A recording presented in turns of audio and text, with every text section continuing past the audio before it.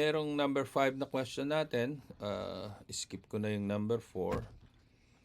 Dahil nasagot ko na yan yung which is faster, ano po? Yung spousal petition or yung fiancé visa petition. Ang fiancé visa petition, like I said earlier, US citizen lamang ang makakapag-file niyan.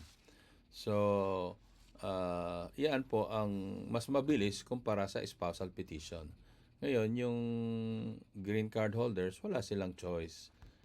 Spousal petition lamang po sila. Hindi sila pwede mag-file ng fiancé.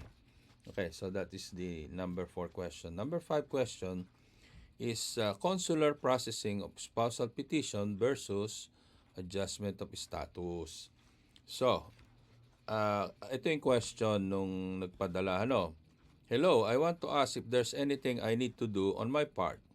My husband, a U.S. citizen, will do the filing to petition me. I tried reading some previous posts in this group and I've read na there's a Form I-130 to get spousal visa. Ito pong group na nire-refer dito, yung US visa application. Ano po? Anybody can join that. So, if you want to get an idea doon sa tourist visa application, yan po yan sa US visa application. Pero may naliligaw din dyan mga tanong tungkol nga dito sa mga spousal petition. So, you can learn from there, magkaka-idea kayo. But again, specifically for your situation, you might want to consider consulting with the U.S. immigration attorney. Ano po? So, ito yung tanong niya. Tutuloy ko lang po. I'm getting confused. Since my husband will do the filing, hindi po ba ayun na yung Form I-130? Or parang separate filing po nga talaga kami? Close open parenthesis, he'll file a petition sa US, then I will file and submit a filled out Form I-130. Yan pong Form I-130, yan po ang pinafile ng US citizen or green card holder na petitioner. Wala pong kailangang i-file na I-130 yung beneficiary. Kasi nga, ang pwede lamang mag-file ng I-130 ay yung petitioner na green card holder or US citizen.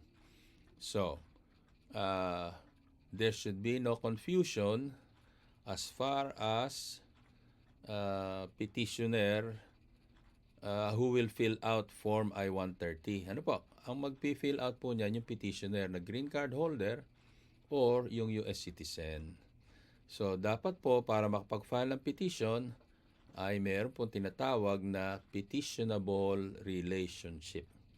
So, as I have indicated earlier, yung green card holder, ang pwede lamang niya i-petition, asawa niya at anak na minor or 21 and above as long as they are not married. Ano po? Kailangan single lamang na anak ang pwede i-petition ng green card holder. Ngayon, yung US citizen, meron siyang petitionable relationship sa kanyang magulang, asawa, anak, whether single or married, at kapatid, sibling, brother or sister. Ano po? So, for today's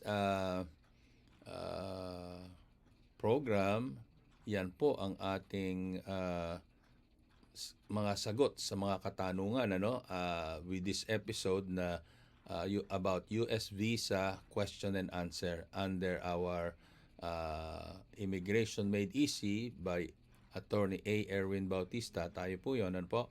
At tayo ay mapapakinggan sa Radyo Filipino America na ang website ay radiophilam.com. Yung pong radio is spelled as R-A-D-Y-O. And also, we are also being broadcast on Flash TV in the Philippines. Ano po? So, sa mga ating tagapakinig, salamat po sa inyong pakikinig, sa inyong pagsubaybay, at sa inyong panonood sa ating programa.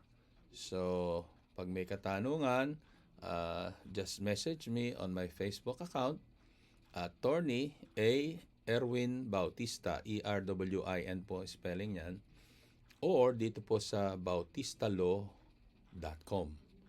So, salamat po sa inyong pakikinig. See you next time!